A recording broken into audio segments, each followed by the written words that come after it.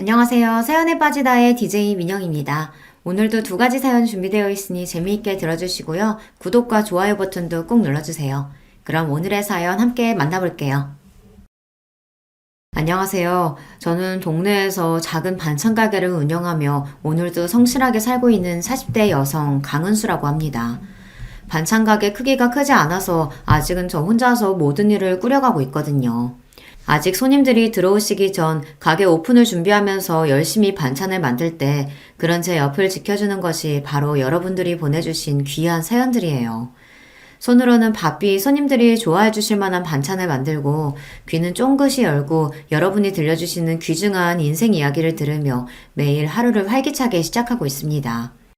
저도 그렇지만 세상에는 저보다 더 씩씩하고 열심히 살아가시는 분들이 참 많으시다는 걸 이 채널의 사연을 통해서 새삼 깨닫곤 합니다.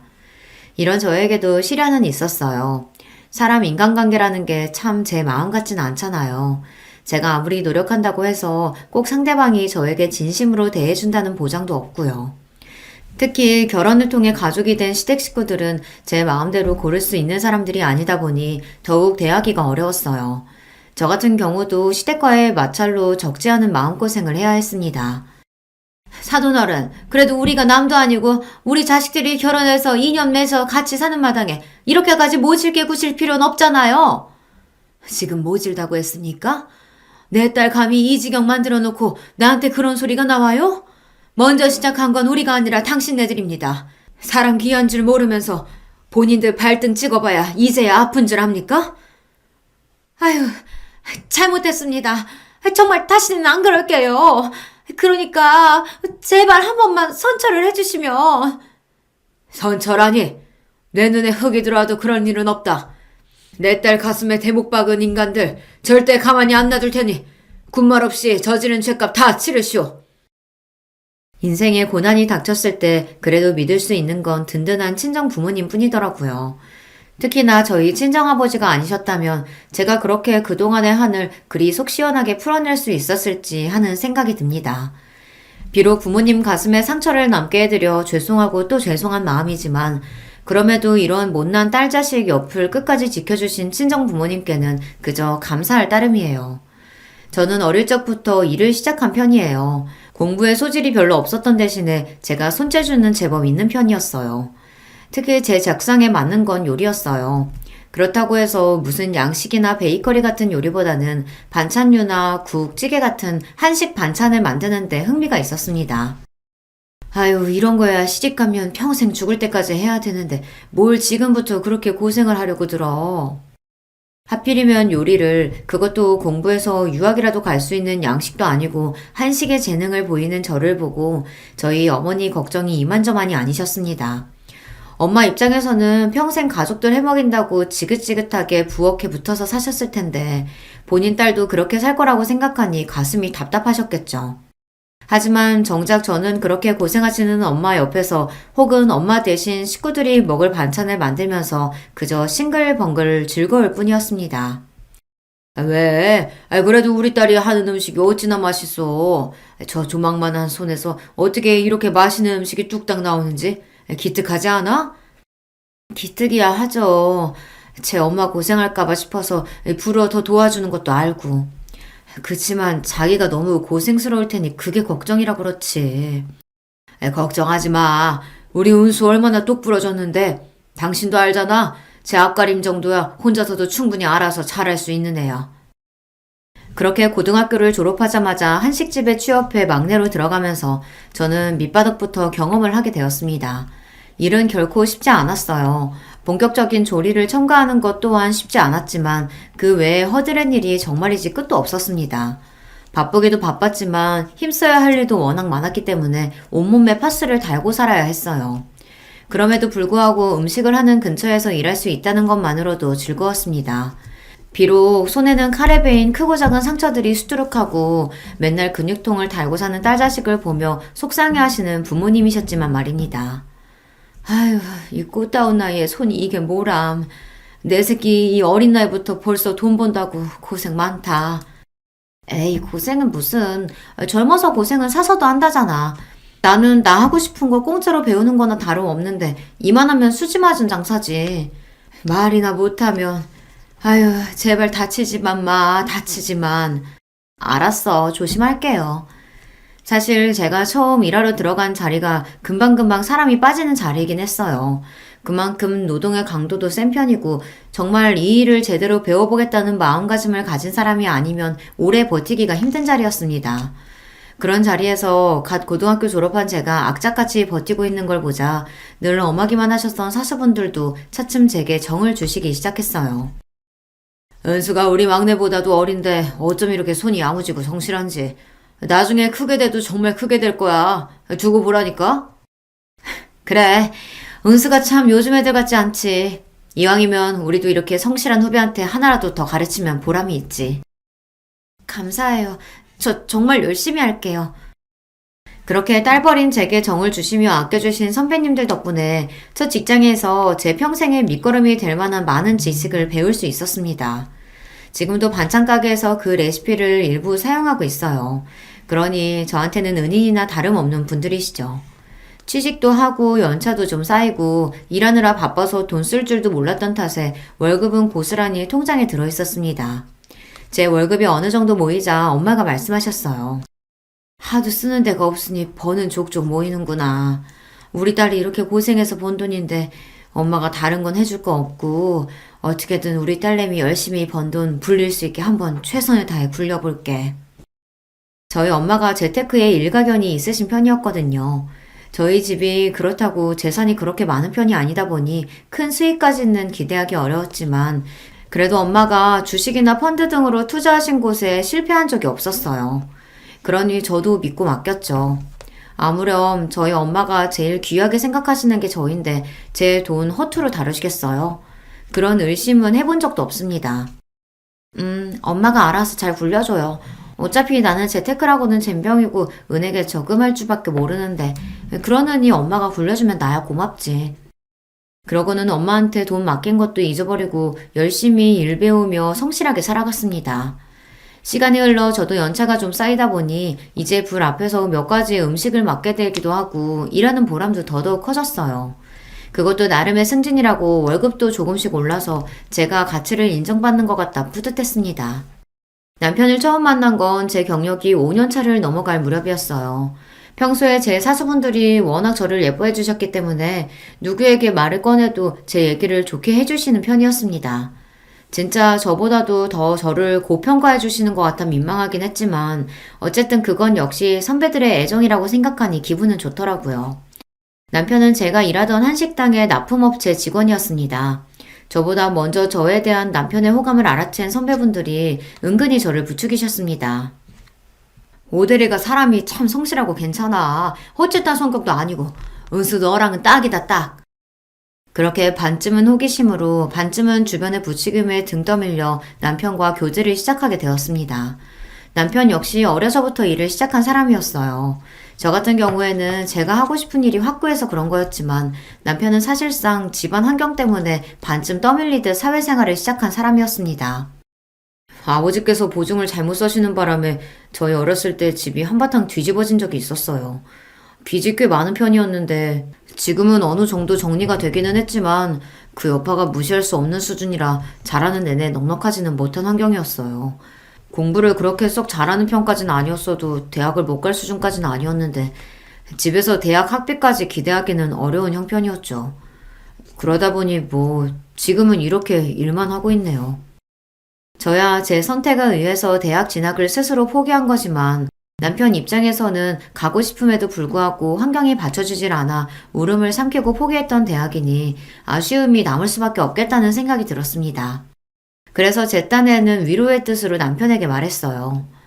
그래도 제 역시 참 대단하네요.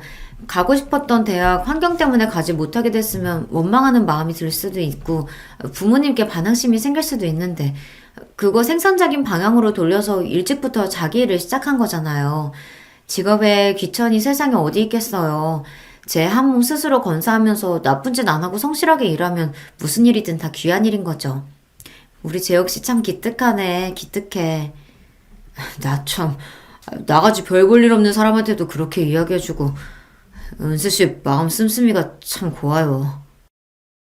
저랑 몇 살 차이도 나지 않았지만 그래도 몇 년 사회생활을 더 했다고 조금은 사회에 찌든 느낌도 있었던 남편이었습니다. 그런 남편에게 이런 식의 칭찬을 해준 것도 제가 처음이었다고 했습니다. 어쩜 제 자식이 가정 형편 때문에 일이 고생하는데도 부모가 한번 다독여주지도 않았는지 남편이 안쓰러운 마음이었습니다.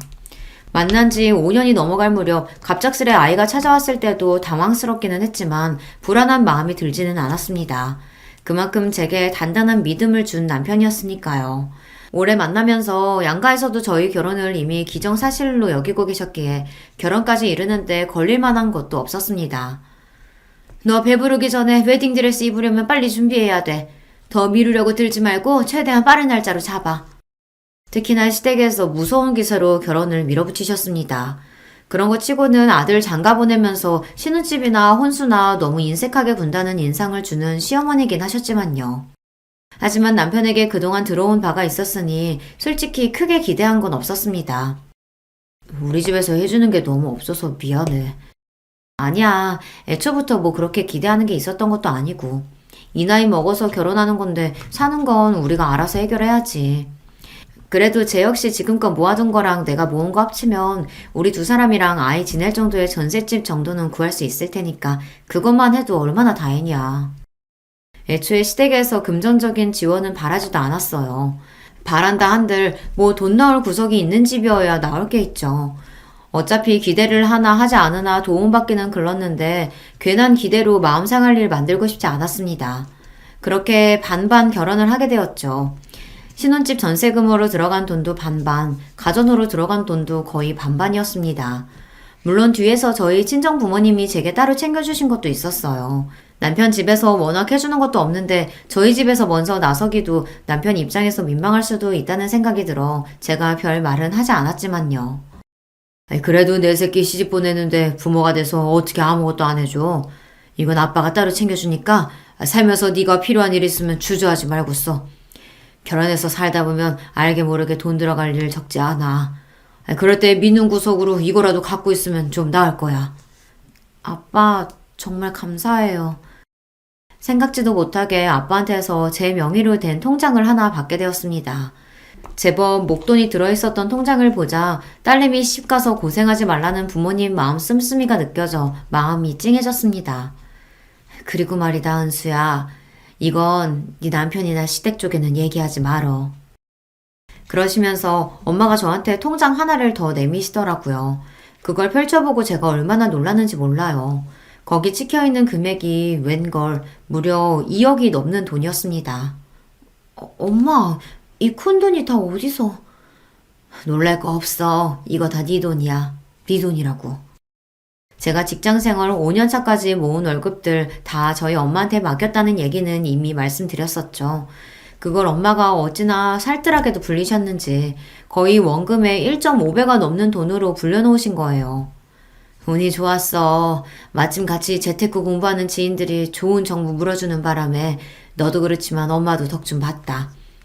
이거는 우리가 도와주는 거 아니고 오롯하게 네 돈인 거니 잘 갖고 있어. 괜히 남편이나 시댁에 얘기해서 헛바람 들게 하지 말고. 정말 살면서 이 돈 없으면 죽겠다 싶을 때 그럴 때나 써. 알았지? 나 진짜 생각도 못했어. 사실 엄마가 따로 돌려주지 않으셨으면 그대로 잊고 지나갈 수도 있었어요. 그래도 5년을 모은 월급이니 적은 돈은 아니지만 자식이라고 제가 지금까지 크게 해드린 것도 없는데 부모님 드린다고 해도 아깝지 않은 돈이었습니다. 왜 시집가면서 그때까지 번 돈 다 친정에 주고 가는 신부들도 있다고 하잖아요. 그래도 저는 연차 쌓인 이후로 다시 월급 모아놓은 게 꽤 돼서 그걸로 전셋집도 얻고 했으니 그래도 크게 서운하지 않을 거였습니다. 제 입장에서는 정말로 생각지도 못한 횡재였어요. 그렇게 든든하게 믿는 구석 챙기고 시집을 가게 되었죠. 아버지가 주신 돈과 엄마가 불려주신 돈을 합해서 2년 만기 적금으로 묶어두었습니다. 비록 전셋집이긴 해도 남편과 열심히 일해 함께 마련한 집도 있었고 아이 태어나면 이래저래 돈 들 때가 많겠지만 그래도 아직 목돈 들어갈 일이 급하지는 않았으니까요. 아이가 좀 더 크고 만약 아이가 또 생긴다면 지금보다 더 집 넓혀서 이사 가야 하니 그때 쓰더라도 늦지 않다고 생각했죠. 이건 남편에게 얘기를 해야 하나 말아야 하나 잠깐 고민이 되었지만 결혼 전에 친정 부모님께서 신신당부하셨던 말씀이 생각나 말을 삼켰습니다. 어차피 집 살 때 이야기해도 늦지 않을 거라고 생각했어요. 남편과 결혼을 하고 나서 정말로 한 식구가 되고 나니 그제야 시댁 사정을 자세하게 알 수 있게 되었습니다. 시댁에서 그동안 제대로 돈 번 사람이 남편밖에 없다는 건 이미 알고 있었어요. 그렇기 때문에 남편이 시댁 생활에 도움이 많이 되었다는 것 또한 알고 있었습니다. 시아버지는 남편 어릴 때 그렇게 크게 한번 실패하신 이후로는 집안에서 제대로 기도 펴지 못하시고 변변한 돈벌이도 제대로 하지 못하셨다고 하셨어요. 간간히 일이 들어올 때 일용직이나 짧게 일을 하시곤 했지만 정기적으로 일을 하시는 게 아니었기 때문에 늘 생활이 쪼들릴 수밖에 없었죠. 남편이 좀 더 공부하고 싶은 마음에도 눈물을 삼키며 취업 전선에 뛰어들어야 했던 것도 바로 그런 이유 때문이었습니다. 그러면 어머님은 따로 일하신 적이 없어? 어머니도 나 학교 다니고 할 때는 간간히 부업 같은 건 하셨어도 제대로 된 일 해보신 적은 없어. 당신 부모님들 열심히 사시는 거에 비하면 내가 참 당신한테 이런 이야기 하는 게 부끄럽다. 무슨 그런 소리라고 있어. 사정 모르고 결혼한 것도 아니고. 자기 본가 얘기가 나올 때마다 제 앞에서 주눅이 드는 남편이었어요. 자기 잘못도 아니고 그런 가족도 가족이라고 어떻게든 건사하겠다고 피땀을 흘리며 열심히 살아온 남편이었습니다. 제게 고개 숙일 이유가 하나도 없는데도 위축된 남편 모습이 가슴이 아팠어요. 한편으로는 아무리 사는 게 힘들어도 그렇지 자식을 둘씩이나 세상에 내어놓고는 부모로서의 책임도 제대로 지지 않는 시아버지나 시어머니가 조금은 원망스러운 마음도 들었습니다. 하지만 괜히 저까지 이런 이야기를 보태지는 않았어요. 가뜩이나 시댁 식구들 만날 일 있을 때마다 제게 미안해하는 남편에게 마음의 짐만 더 지어주는 꼴이 될 것 같았어요. 그래서 시댁에 대한 불만을 애써 삼켰습니다. 남편 밑으로는 나이 터울이 조금 나는 여동생이 하나 있어요. 제 입장에서는 시누이인 셈이죠. 저희 남편이 이렇듯 평생 어린 나이부터 자기 가족을 부양해야 한다는 무거운 짐에 짓눌려 살아온 것과는 달리 시누이는 본인 어머니 사랑을 독차지하며 자랐습니다. 좋게 말하면 명랑한 아가씨인 거고 있는 그대로 말하면 철딱서니가 좀 없었죠. 저희 결혼할 때만 해도 그래요. 엄마, 원래 형제들 결혼하면 혼수로 명품 가방 같은 거 하나씩 해주고 그러는 거 아니야? 예, 가만히 있어. 시어머니 옆에서 쏙닥거리는 시누이였지만 그렇다고 그게 제 귀에 들리지 않을 정도는 아니었어요. 불어 저 있는 앞에서 들릴 듯 말 듯한 목소리로 말하는 것 자체가 저한테 바라는 바가 있었다는 거겠죠. 하지만 저희는 양가 집안 손 벌리지 않고 저희 힘으로 결혼과 관련된 모든 전반적인 준비를 해결하겠다고 공언을 한 상태였어요. 그렇기 때문에 양가 예단을 비롯한 자잘하게 들어갈 것들은 모조리 생략하기로 합의가 되어 있었습니다. 물론 그렇다고 해도 결혼하는 마당에 양쪽 부모님한테 아무것도 안 할 수는 없어서 부모님 포함 시누이까지 결혼식 날 입을 만한 좋은 옷 한 벌씩은 이미 다 해드린 참이었습니다. 저도 솔직히 어이가 없었지만 저보다는 제 옆에서 시누이 하는 꼴을 본 남편이 더 화를 냈습니다. 아무리 철이 없기로 서니 집안 형편 뻔히 알면서 명품 가방 소리가 대체 어디서 나오는 거야? 저희끼리 남은 자리에서 평소 성격답지 않게 흥분하는 남편을 도리어 제가 달래야 했어요. 너무 그러지 마. 아직 나이도 어리고 이것저것 꾸미고 싶기도 할 나이잖아. 아직 결혼할 나이도 아니고 주변에 결혼한 사람도 없을 테니 대충 들은 소리 가지고 잘 몰라서 저러는 걸 거야. 모르든 말든 자기가 우리 결혼에 하는 게 뭐가 있다고 당신한테 그런 요구를 해. 지금까지 저 키운다고 내가 뼈 빠지게 벌어다 바친 것만 해도 얼만데. 다소 억울하게까지 들리는 남편 말이었어요. 하긴 부모라는 사람들이 제대로 자식 부양을 하지 않았는데 그거 결국 다 누구 몫이었겠습니까? 원하든 원치 않든 그래도 가족들 굶겨 죽일 수는 없으니 남편이 매달 갖다 준 생활비로 컸을 거 아니에요. 그거 생각하면 남편한테 고마워해도 모자랄 판에 솔직히 염치가 없는 소리가 맞긴 맞았죠. 지금까지야 그래도 한 집에 사는 가족이라고 좋든 싫든 그래도 나 낳아준 사람들이니까 이러고 살았다곤 하지만 나 앞으로는 절대 이렇게 안 살아. 지금까지 이런 꼴 본 거는 나 하나만으로 충분해. 당신이랑 살면서 나 당신까지 저런 꼴 보게 절대로 안 할 거야. 결혼해서 새 가정 이룬 이상 나한테 가족은 당신이랑 당신 뱃속에 있는 콩알이뿐이야. 내가 내 의지로 직접 선택한 가족들이 앞으로 내 인생의 1순위라고. 그러니까 당신도 시댁 식구들이 하는 말이라고 중간에서 난처해하지 말고 혹시나 나 몰래 말도 안 되는 요구하거나 하면 꼭 나한테 말해야 돼. 알았지? 알았어. 알았대도. 남편이 결혼 전부터 이렇게 당부한 게 한두 번이 아니었어요. 남편이 저렇게까지 저를 단속을 하는 걸 보면 시댁 식구들도 참 어지간하겠다 하는 생각이 들어 걱정스럽긴 했습니다. 하지만 워낙 남편이 그동안 저를 철통처럼 보호하는 바람에 제가 직접적으로 시댁 식구들 앞에 곤란한 일은 그리 많지는 않았습니다. 솔직히 그리 마음에 드는 시댁 식구들이라고 하긴 어려웠죠. 하지만 누가 뭐래도 남편이 제 편이고 저렇게 자기 본가 가족들이 제 아내 불편하게 만들까봐 신경을 곤두세우는 사람인데 제가 저 사람 말을 믿지 누구 말을 믿겠어요. 그렇게 저희가 결혼하고 시간은 빠르게 흘러갔습니다. 조금 이르게 저희 부부에게 찾아왔던 뱃속에 있던 아이도 태어났어요. 그리고 저 역시 다시 직장으로 빠르게 복귀했습니다. 아이 낳은 지 얼마 되지도 않아서 제가 그렇게 좋아하던 일터로 다시 돌아갈 수 있었던 건 친정 부모님들 도움 덕이 8할 이상이었어요. 엄마, 내가 돌보미 분 구한다니까 그러네. 돌보미 분 구하는 건 구하는 거고, 구해진다고 하더라도 그분이 24시간 돌봐줄 수는 없는 거잖아. 너 일하면서 밤에 잠도 제대로 못 자고 직장에서 절대로 못 버텨. 군소리 하지 말고 엄마가 도와준다고 할 때 그냥 그러려니 해. 그렇게 염치도 없이 친정어머니 도움을 받아가며 초보 엄마 아빠 생활을 시작하게 되었습니다. 장모님께 감사해서 어째.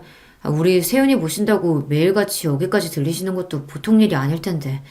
내가 장모님 장인어른께 정말 염치가 없다. 이거 이번에 성과금 받은 건데 장인 장모님 보약이라도 한 채 지어드리자. 당신 저번에 어머님이 돈 부탁하셔서 해드리는 바람에 이번 달 용돈도 부족하지 않아? 아무리 부족해도 사람이 할 도리는 하고 살아야지. 괜찮아. 이런 데 쓰려고 버는 돈인데 뭐. 고마워 여보. 저보다도 저희 남편이 더 살뜰하게 저희 친정 부모님을 챙겼습니다. 결혼 이후로 남편이 저희 친정 부모님에 대해 정서적 거리가 많이 좁혀진 것 같았어요. 저희 연애할 때도 남편이 부모님께 잘하긴 했는데요. 그래도 결혼 이후로는 태도가 더욱 호의적으로 바뀌었습니다. 제 생각에는 아무래도 자기 본가 식구들하고 저희 친정 부모님이 비교가 많이 됐던 것 같아요.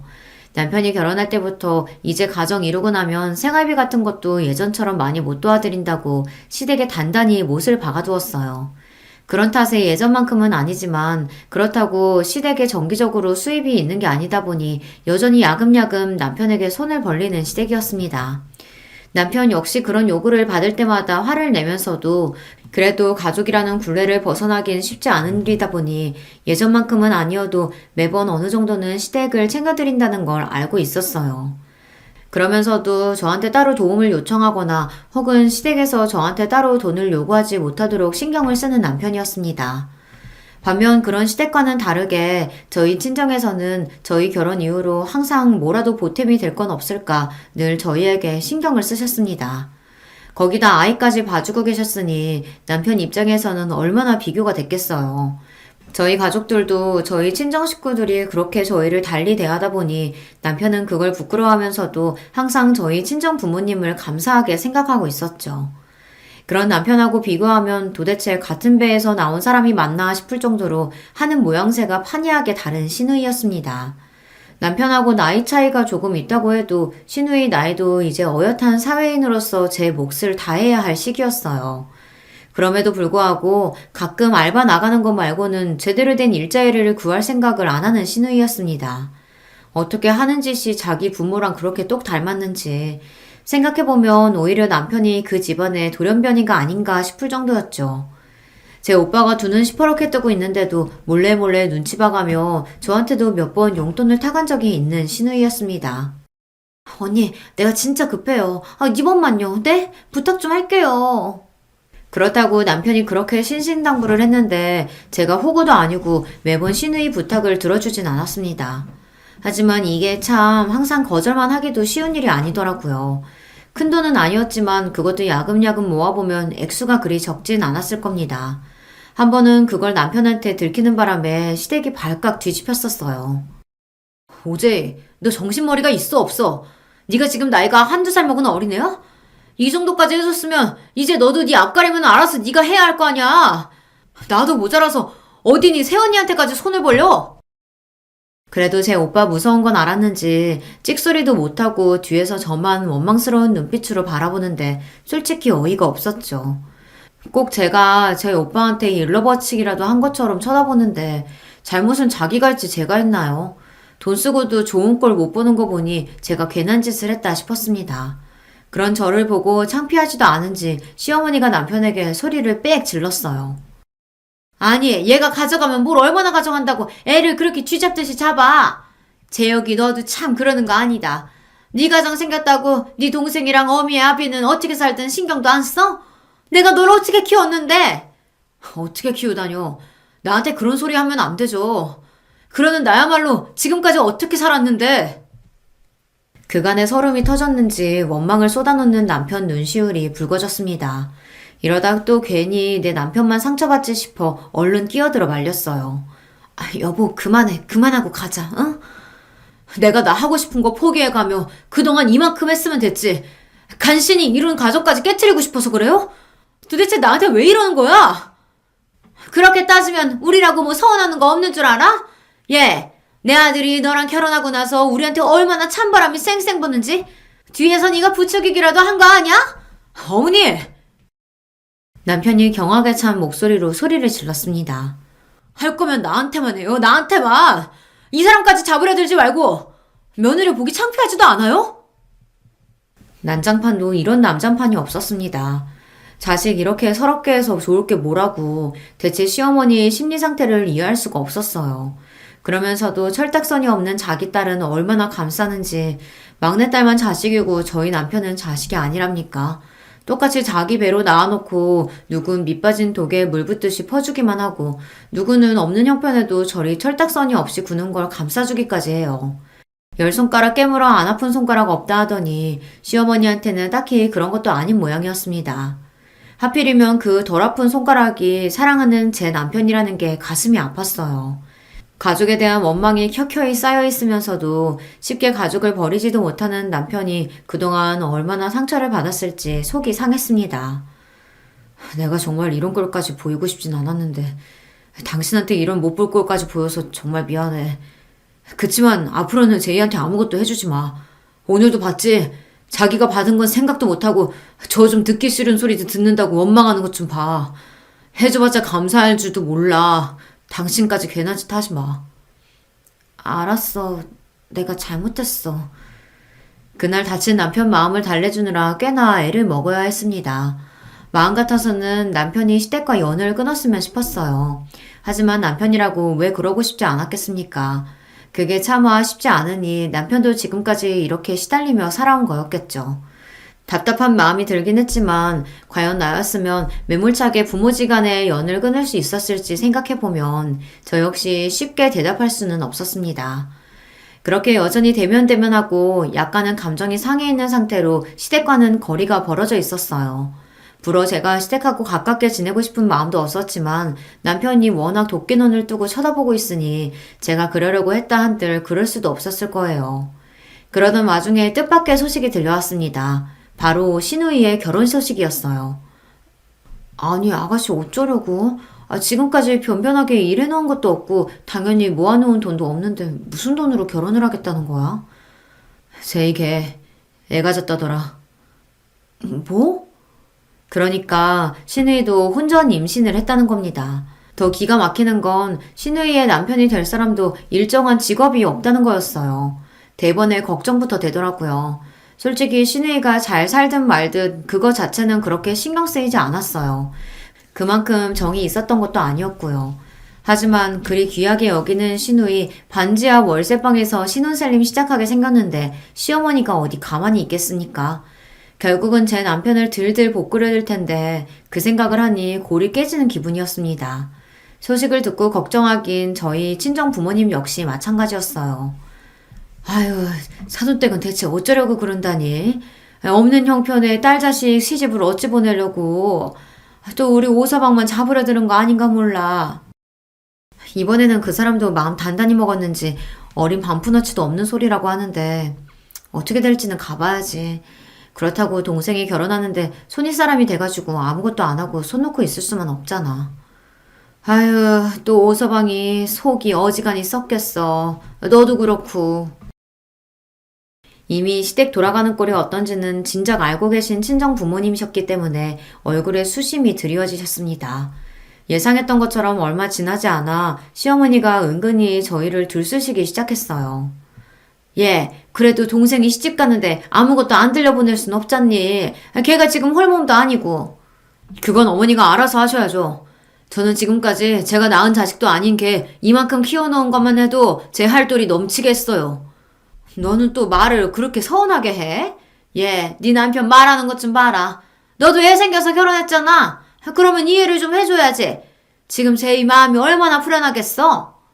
지금 누구랑 누굴 비교하는 거예요? 이 사람은 어릴 적부터 열심히 일하면서 자기 앞가림 똑부러지게 한 사람이에요. 쥐뿔 가진 것도 없으면서 덜컥 애부터 생겨서 제 오빠한테 살림살이 내놓으라고 하는 애랑 비교를 해요? 그렇게 딸 자식이 안쓰러우면 부모인 어머니가 해결하세요. 지금까지 제가 갖다 드린 돈 다 어쩌셨는데요? 그거 한두 푼도 아닌데 생활비 쓰고도 알뜰하게 모았으면 애 혼수 보탬 정도는 되잖아요. 그거 다 어쩌셨는데요? 그러자 시어머니가 우물쭈물 말했습니다. 아니, 식구가 셋인데 돈 쓰려고 하면 그거라고 넉넉해? 그나마도 너 장가 들고 나서는 오만 눈치 다 보게 만들더니. 그렇게 제 눈치가 보기 싫으셨으면 직접 나가서 돈을 버시던가요? 남편이 버럭 소리를 지르는 바람에 그 대화는 그걸로 끝이 났습니다. 그러고 나서 신우이가 살살 저희 집으로 들락날락 거리더라고요. 이 집구석에서 돈 나올 구석이 저희밖에 없으니 어떻게든 저희 구슬리는 것 말고는 도리가 없었겠죠. 남편은 그런 신우이를 냉랭히 대했지만 돈까지 해주는 건 아니라 하더라도 제 입장에서 집에 찾아오는 신우이한테 문을 안 열어줄 수도 없잖아요. 그렇게 불편한 시간이 쌓여갔습니다. 언니가 말 좀 잘해주면 안 돼요? 곧 언니 조카도 태어날 건데. 말 맞다나 곧 엄마가 될 사람이 여전히 철딱서니가 없는 게 사람 복장을 뒤집어지게 할 지경이었으나 이번만큼은 남편도 호락호락하지 않았습니다. 저 역시 뭐 예쁘다고 도와주자는 소리가 쉽게 나오겠어요.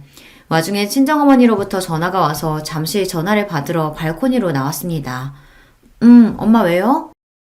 은수야, 다름이 아니라 우리 세준집에서 급하게 이사를 나가야 한다고 해서 보증금을 빼줘야 할 것 같은데 엄마 아빠 돈 묶어놓은 게 있어서 당장은 빼주기가 어렵거든. 한 달 정도 좀 돈 좀 용통해 줄 수 있을까? 풀리는 대로 바로 이자까지 쳐서 돌려줄게. 이자는 무슨, 엄마 아빠가 우리한테 해주는 게 얼만데. 아 맞다, 나 결혼 전에 엄마 아빠가 준 돈 적금으로 묶어놓은 거 이번에 만기돼요. 3억 가까이 되니까 보증금 내주는데 문제 없을 거야. 내가 조만간 은행 들려서 해결할게. 고맙다. 우리 딸내미밖에 없네. 무슨 고맙기는. 항상 내가 고맙지. 그렇게 기분 좋게 통화를 마치고 거실로 돌아오는데 신우이가 허둥질둥 돌아갈 채비를 하더라고요. 아가씨 가시게요? 결혼 전이라 이것저것 준비할 게 많네요. 언니 나 먼저 가요? 그러고 급하게 나가는데 혹시 엄마랑 통화한 걸 들었나 싶더라고요. 돈 얘기 들으면 눈 뒤집힐 거 뻔하니까 일부러 발코니 문도 닫고 통화했는데 설마 들었겠나 싶었습니다. 하지만 제 이런 생각이 얼마나 아니랬는지 깨닫는 데는 불과 며칠이 걸리지 않았어요. 너 적금 탄다며? 한두 푼도 아니고 3억이나 되는 돈을 받으면서 어른한테 이야기도 안 해? 저희 집까지 쳐들어와서는 마치 저한테 맡겨놓은 돈 찾는 것처럼 구는 시어머니였습니다. 시어머니 뒤로 고개만 빼꼼 내밀고 숨어있는 신우이는 덤이었죠. 제가 조심을 한다고 했는데 어떻게 저 적금 탄다는 소리를 들었는지 그 소리 듣고 눈이 뒤집혀서 헐레벌떡 제 어미한테 달려간 거였어요. 저는 기가 막혔습니다. 제가 적금 타는 걸 어머니께 보고해야 할 필요는 없죠. 얘 말하는 것 좀 봐. 어떻게 그럴 필요가 없어. 그게 다 내 아들 돈일 텐데. 저도 모르게 너무 기가 차서 헛웃음이 나왔습니다.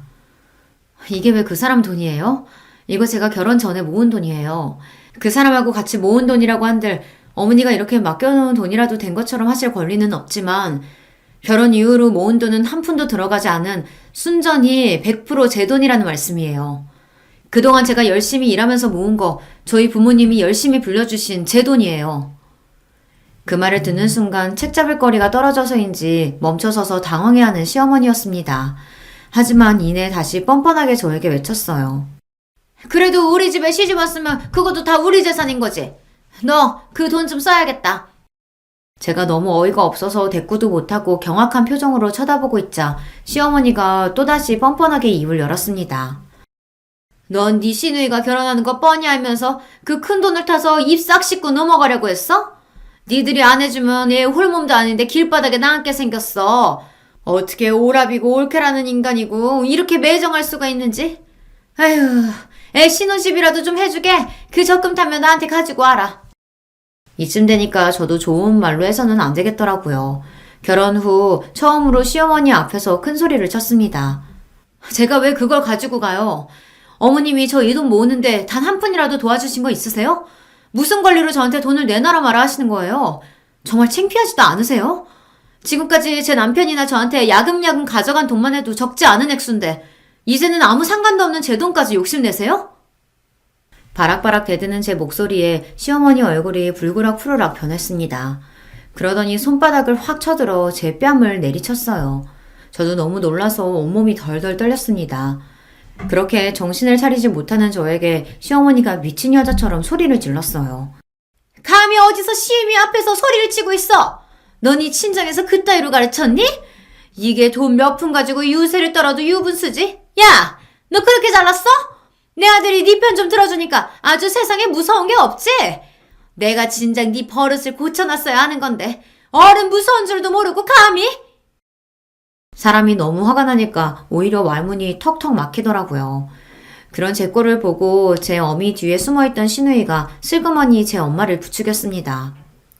아, 엄마, 이쯤 했으면 언니도 알아들었겠지. 그쵸? 언니가 하도 집안 어른 무서운 줄도 모르니까 엄마도 얼마나 마음이 상하셨겠어요. 엄마, 그만하고 가자. 언니도 이만하면 엄마 뜻 잘 알아들었을 거야. 언니, 그러면 은행 갔다 와서 연락 줘요. 네? 그러고는 제 엄마를 끌고 가는데 저한테 감히 손찌검을 한 시어머니도 시어머니지만 저 돈 있다는 걸 알고 지 어미까지 끌고 와서 감히 제 돈으로 시집 가기 전에 한 미쳐 뽑으려드는 저 시누이란 인간도 그만 잡아 죽이고 싶어졌습니다. 그 두 인간이 폭풍처럼 휘몰아친 자리에서 차마 눈물조차 터트리지 못하고 부들부들 떨며 서 있었어요. 얘 은수야, 너 왜 그러고 섰어? 어머, 얘 얼굴이 왜 이래? 저희 아이 봐주러 오셨다가 뺨을 맞아 엉망으로 부은 채로 넋을 빼놓고 서 있는 저를 보고 친정 부모님께서 기함을 하셨습니다. 아버지께서 간혹 주중에 쉬시는 날에는 어머니와 함께 아이를 봐주시곤 하셨는데 마침 그날이 그랬던 거예요. 뭐야, 누가 이랬어?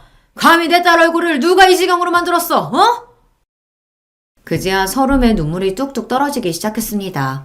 이내 제 작은 울음소리는 오열로 변해갔어요. 그렇게 한참을 엄마 아빠 품에 안겨 한참을 펑펑 울고 난 다음에 일의 자초지종을 말씀드렸습니다. 이 미친 옆에 내가 감히 나 아버지 귀한 딸 얼굴을 이따위로 만들어? 내 이 옆에 내를 그냥... 당장이라도 시댁으로 달려가 절단을 낼 기세인 엄마였어요. 아빠, 엄마, 나 정말 억울해서 못 살겠어. 나 그 여자한테 내 돈 단 한 푼도 안 뺏길 거야. 내가 이 돈을 어떻게 모았는데... 엄마 아빠가 무슨 마음으로 나한테 이 돈을 해줬는데 자기가 뭐라고 감히 이 돈에 눈독을 들여? 분노를 참지 못하고 있는 대로 악을 쓰는 저를 보고 저희 친정아버지 눈이 지글지글 끓어올랐습니다. 걱정 마라 은수야. 걱정하지 마. 네 시모라는 여자 절대로 네 돈에 손 못 댄다. 이 아빠가 절대로 그 꼴 두고 보지 않아. 무언가를 결심하신 듯 아버지 눈이 형형하게 빛났습니다. 그날 남편이 돌아올 때까지 제 곁을 지켜주시던 친정부모님께서 그 여자가 제게 저지른 만행을 고스란히 남편에게 알렸습니다. 어떻게 당신한테 이럴 수가 있어? 자라는 내내 자식 서럽게 만든 것도 모자라서 어떻게 당신한테 손찌검을 해? 사람이 어떻게... 남편 역시 제 어머니가 제게 손을 댔다는 사실을 알고 분노를 주체하지 못했습니다. 그런 남편을 보고 아버지께서 한 말씀 하셨어요. 자네, 끝까지 우리 편, 딸 편 들어줄 자신 있어? 자네 모친 등지고 우리 딸 편 들어줄 자신 있냐고. 은수와 결혼 결심했을 때부터 제 진짜 가족은 은수였어요. 저도 더는 이런 패까지 부리는 사람 제 가족이라고 감싸면서 못 살겠습니다. 울분에 가득 차 제 아버지 앞에서 맹세하는 남편이었습니다. 저 사람마저 제 편이 아니었다면 저 정말 억울해서 숨도 제대로 쉬지 못했을 거예요. 그렇게 서로 얼싸하는 저희 부부를 보시며 아버지께서 말씀하셨죠. 그럼 됐다. 그거면 됐어. 나머지는 이 아버지가 다 알아서 할 테니까 너희는 그 여자 연락 받아주지 말고 기다리고 있어. 그러고는 단박에 자리를 박차고 일어나시는 아버지셨습니다. 모르긴 몰라도 절대 조용하게 지나갈 수 없으리란 예감이 강하게 들었죠. 저희 아버지가 평소에 다정하고 상냥하신 분이기는 해도 한번 마음먹은 것은 집요하게 물고 늘어지시는 분이셨습니다. 그런 성격 탓에 업무적으로도 아버지를 신뢰하시는 동료분들이 많았고요. 그로부터 며칠 지나지 않아 남편에게 경찰서로부터 연락이 왔습니다. 네? 저희 어머니가요? 올 것이 오고야 말았구나 하고 생각했어요. 저는 그 길로 남편과 함께 연락받은 경찰서를 향했어요. 그곳에는 이미 저희 친정아버지가 장승처럼 당당하게 버티고 서 계셨습니다. 왔니? 들어가자. 앞서 들어가신 아버지를 따라 저희 부부도 경찰서 안으로 들어갔어요. 그러고는 차가운 유치장 철장 안에 갇힌 시어머니를 목도하고 말았죠. 재혁아, 얘 아가, 나 좀 꺼내줘. 이 엄마 좀 꺼내다오. 어? 뭐예요? 대체 무슨 짓까지 했길래 여기서 이러고 있는 거예요? 제 어미에 대한 일말의 동정심도 없는 말투로 남편이 싸늘하게 물었습니다. 곁에 서 있던 남편에게 연락을 준 형사가 말했어요. 불법 도박장에서 현장 검거당하셨습니다.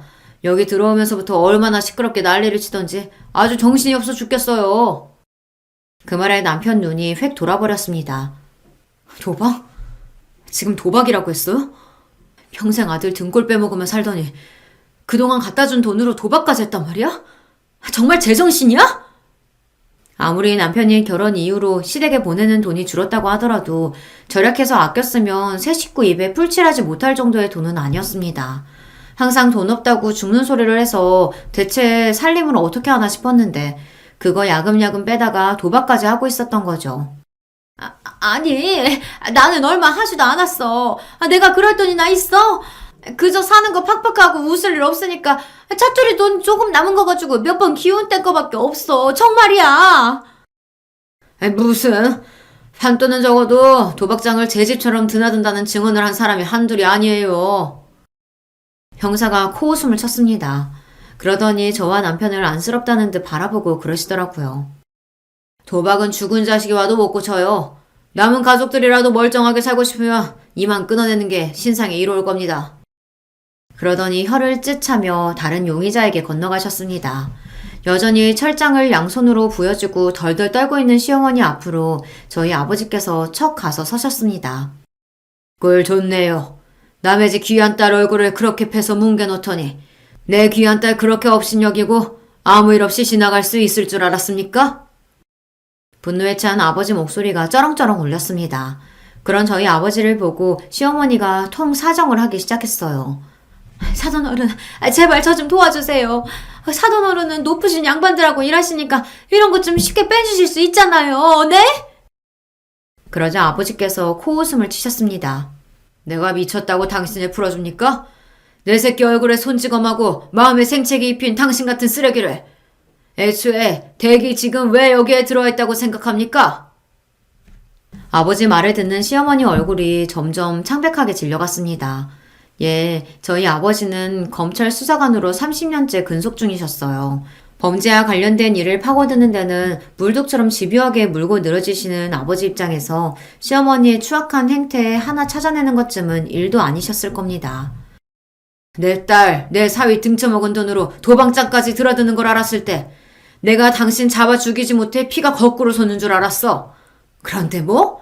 풀어줘? 선처를 해줘? 정말 기도 안 차서. 사돈어른, 제가 정말 잘못했습니다. 제가 그때 잠깐 돌았었나 봐요. 정작 사과해야 할 저는 쳐다보지도 않고 저희 아버지한테만 개처럼 빌고 있는 시어머니를 보니 저도 분통이 터졌습니다. 잠깐 돌아서 그랬다고? 이봐요. 댁은 내가 알고 있는 한 항상 돌아 있었어. 제 속으로 낳은 제 자식 평생을 마음 춥게 만든 것도 모자라서 언강생심 며느리가 결혼 전에 모은 돈까지 탐을 내? 그것도 뻔뻔하게 짝이 없는 제 딸년 신혼집 해주겠다고? 내 남편이 도대체 당신한테 뭘 그렇게 잘못했어? 당신이 그러고도 사람이야? 남편 역시 더는 시어머니를 사람 대접하지 않았습니다. 설마하니 우리가 여기서 당신 빼내줄 거라고 기대는 하지 말아요. 감히 내 아내한테 손댄 그 순간부터 나는 이제 어머니는 없습니다. 내 가족 해치려던 인간들과는 이대로 영영 인연 끊을 거란 소리입니다. 아시겠어요? 그 길로 저희는 시댁과 모든 연을 끊었습니다. 더는 사고 수습해줄 멀쩡한 자식이 없으니 유치장에서 몸 갈려가며 한참을 고생한 시어머니였습니다. 이 지경이 되어서야 겨우 내 남편 저런 인간들에게서 풀려났다 생각하니 그것만으로도 다행이라 생각하기로 했어요.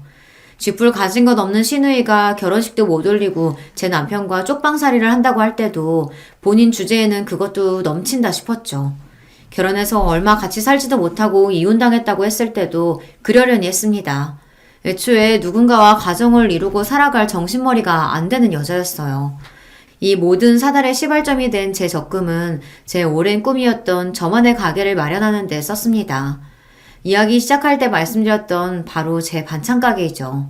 아침마다 저를 차로 출근시켜주는 남편과는 여전히 다복하게 잘 지내고 있습니다. 이제야 저희 가정도 제자리를 찾은 기분이에요. 오늘 제가 들려드릴 이야기는 여기까지입니다. 여러분들도 가족분들과 좋은 하루 되시길 바라며 이야기를 마치겠습니다. 감사합니다. 안녕하세요. 저는 경기도에 살고 있는 60대 후반 할아버지입니다. 요즘은 뭐 그 정도 나이면 한창인 나이다 라고들 하는데 저는 젊은 시절에 고생을 좀 많이 해서 그런가 원래 나이보다 더 들여 보여서 정말 할아버지 같아요. 고생한 이야기를 간단하게 좀 하자면 아내가 둘째를 낳다가 난산으로 세상을 일찍 두고 두 딸을 혼자 키워왔습니다. 아이들을 위해서라도 새엄마가 필요한가 싶었던 적도 많았지만 그때는 새장가를 들면 새부인이 저희 아이들을 괴롭힐 것 같은 생각이 들었어요. 왜냐면 저도 사실 어릴 적 어머니가 집을 나가시고 새로 들어오신 어머님이 저에게 좋게 해주시진 않았었거든요. 그거에 대한 좋지 않은 기억이 있습니다. 그래서 혼자 아이들을 키웠어요. 물론 먼저 간 아내에게 미안해서 새로운 사람을 만나기 힘들었던 것도 이유 중에 하나입니다. 그 시절에 흔치 않은 연애 결혼이었거든요. 아이들은 너무나 고맙게도 건강하게 잘 자라주었습니다. 그리고 저에게 참 잘하는 효녀들이었어요. 엄마 없이 컸다는 것에 대한 불만이나 그늘이 있을 법도 한데 전혀 그렇지 않았습니다. 아빠, 혼자 애 둘을 키운다는 게 얼마나 힘든 건지 내가 결혼하고 아이를 낳아보니 더 잘 알겠더라. 첫째 아이는 결혼을 하고 아이를 낳고 나서는 저에게 고맙다 이야기하며 정말 펑펑 울었습니다.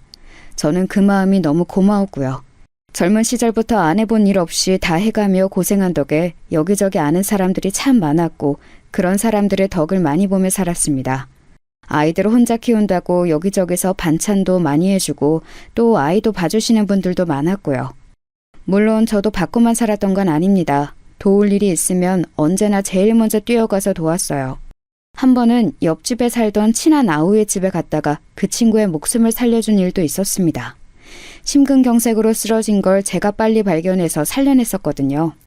병원에 도착해서 치료를 받는데 의료진들이 정말 2, 3분만 더 늦게 왔어도 큰일 났었을 거라고 하더군요. 다행스럽게도 그 아우는 별일 없이 회복했고 그 집안 사람들은 저를 정말 은인으로 생각했어요. 형님, 정말 제가 평생의 은인으로 모시고 이 빚은 정말 두고두고 갚겠습니다. 그 아우는 원래 참 부지런하고 열심히 사는 친구였는데 그런 사람들이 언제나 성공을 하잖아요. 그 아우도 크게 성공해서 지금은 저희 지역에서는 모르는 사람이 없는 중견기업을 운영 중입니다. 한 그룹의 사주가 된 거죠. 늘 형님 필요하신 거 있으면 편하게 이야기하라고 했지만 사실 누군가에게 부탁을 하고 하는 일을 편하게 하는 편의 사람은 아니라서 늘 말만으로도 고맙다고 했었습니다. 주변에 그런 사람들만 있어 그런지 저는 참 인복이 많다 생각하며 살았습니다. 첫째 사위도 참 좋은 사람이었거든요. 늘 아버님 하며 저를 챙겼습니다. 호탕하고 사람 좋고 큰 아이에게도 참 잘하고요. 아이들이 제 아빠를 따르는 것만 봐도 좋은 남자에게 시집을 잘 보냈구나 싶어 참 마음이 놓였어요. 문제는 둘째 사위였습니다. 어느 날 결혼을 하겠다고 둘째가 데려온 사위감이 참 마음에 들지 않았습니다. 무엇보다 딸아이에게 막대하는 것 같은 그 태도가 마음에 들지 않았어요. 어른 어려운 줄 몰라 하고 말도 생각나는 대로 다 뱉는 그 성격도 말입니다. 민정이는 저랑 결혼하는 게 복이죠. 좋다고 하도 그래서 제가 결혼해주는 거거든요. 어느 부모가 귀하게 키운 딸이 그런 소리를 함부로 하는 사위에게 시집을 보내고 싶어 하겠습니까? 저도 저지만 지 언니도 동생을 말렸어요. 언니가 매번 말했잖아. 네가 더 좋아하는 사람이랑은 결혼하면 안 된다고. 너를 더 좋아하는 사람을 만나라고. 근데 나는 저 사람이랑 결혼하고 싶어. 내가 좋아하는 사람이랑 사는 게 행복한 거지. 좋아하지도 않는 사람이랑 결혼을 왜 해? 둘째는 정말 막무가내였어요. 분명히 고생할 게 뻔해 보였기 때문에 저와 큰아이가 번갈아가며 타이르려 했지만 소용없었습니다. 그럼 연애를 좀 더 해보고 결혼을 하는 게 어떻겠니? 그러다 저 사람이 마음 바뀌면 어떡해? 지금도 내가 졸라서 하자고 하는 건데. 그니까 그건 졸라서 하는 결혼은 하는 게 아니라니까. 너무 좋은 걸 어떡해. 나 저 사람이랑 결혼 못하면 죽을 것 같단 말이야. 도저히 설득이 되지 않았어요. 허락해주지 않으면 도망이라도 가서 결혼하겠다 으름장을 놓는 작은 딸에게 져줄 수밖에 없었습니다. 자식 이기는 부모가 어딨겠어요. 결혼하고 철드는 남자들도 많으니까. 나는 진짜 모르겠어. 아직도 안 했으면 좋겠는데. 내가 잘 교육해볼게. 모든 집안 식구들의 걱정을 한 몸에 받으며 작은 딸은 그렇게 모두가 달가워하지 않는 결혼을 했어요. 도대체 그래서 일은 언제 시작한다고 하던? 내가 자리 소개시켜 줄 수 있다고 말은 전했어?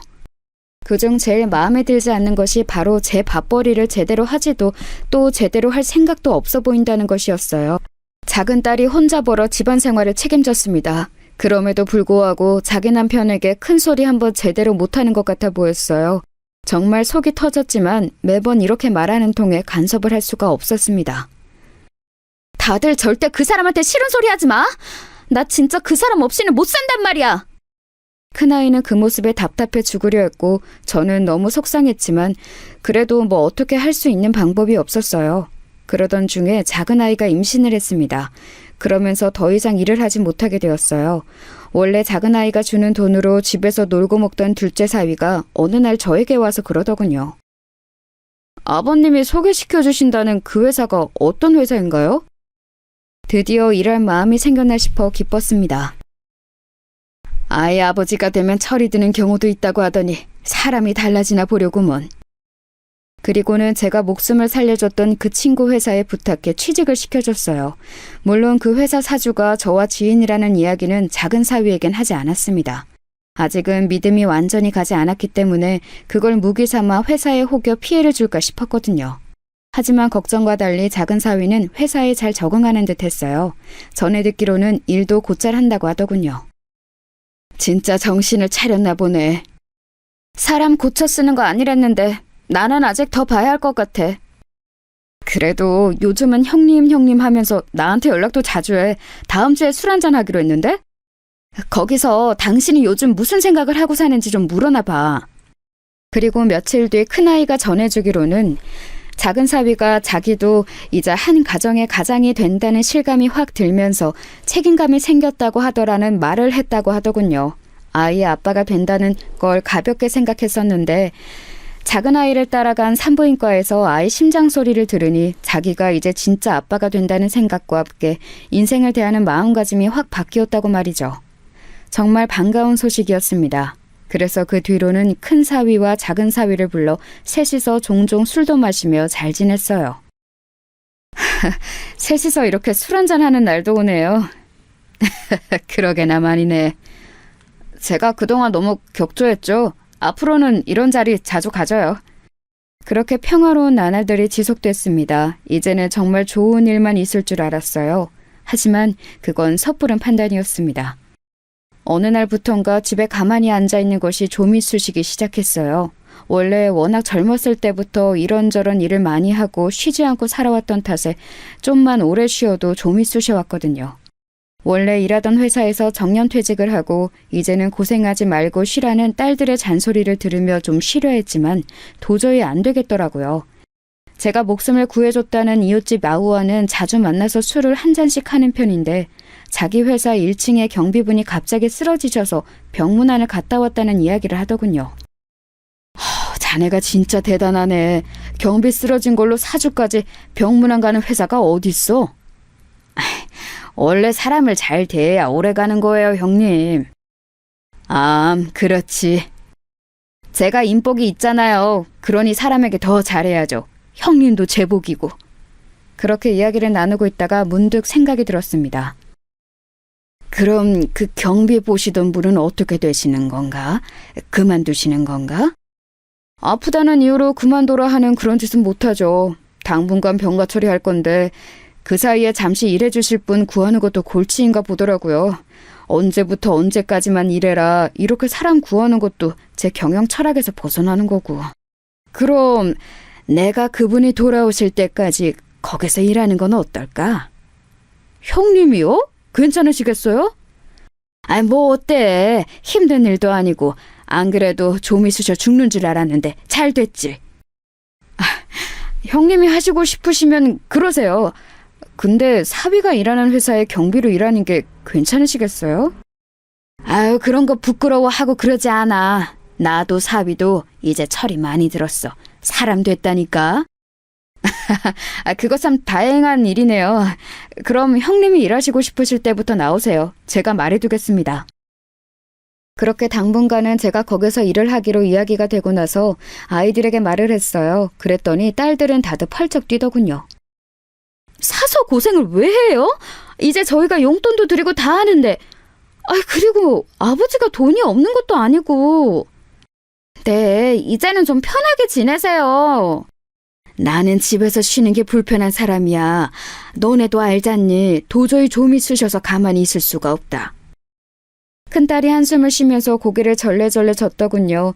예전에 사두었던 땅이 많이 올라서 집에 재산도 꽤 되었고 큰딸이 돈을 잘 버는 변호사에 작은 딸아이도 육아휴직을 내놓은 회사가 대기업이었거든요.